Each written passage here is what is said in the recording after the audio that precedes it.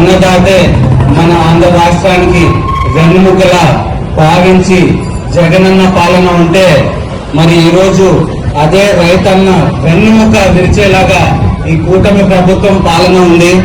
సాగు చేసుకోవడానికి సాగునీరు లేదు, విద్యుత్ లేదు, అయినా ఎన్నో కష్టాలు పడి మరి అన్నదాత పంట పండిస్తే ఆ పంటకి గిట్టుబాటు ధర లేదు.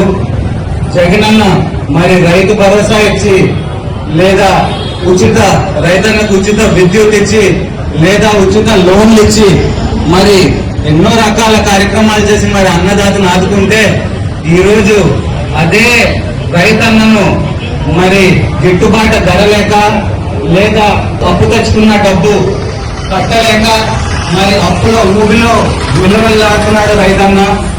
మొత్తం 6 లక్షల మెట్రిక్ టన్ను ధాన్యం పండితే మరి దాన్ని 2 లక్షలకి కుదించి మరి మిగతా ధాన్యానికి మరి గిట్టుబాటు ధర లేకుండా చేస్తుంది ఈ కూటమి ప్రభుత్వము.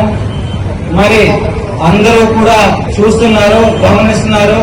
రైత పక్షపాత ఎవరున్నారు, రైతు వ్యతిరేకంగా ఎవరున్నారని అందరూ మరి చూస్తున్నారు, గమనిస్తున్నారు.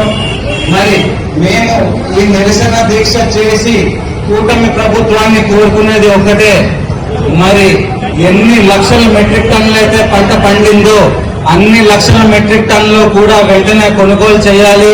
ఎన్ని రకాల ధాన్యం అయితే పండిందో, బొండం బియ్యం కానివ్వండి లేదా సన్న రకం బియ్యం కానివ్వండి, ఎన్ని రకాల బియ్యం పండిందో, ఎన్ని లక్షల మెట్రిక్ టన్నులు పండిందో అన్ని కూడా తక్షణమే మరి ప్రభుత్వం గిట్టుబాటు ధర ఇచ్చి దాన్ని కొనుగోలు చేయాలి.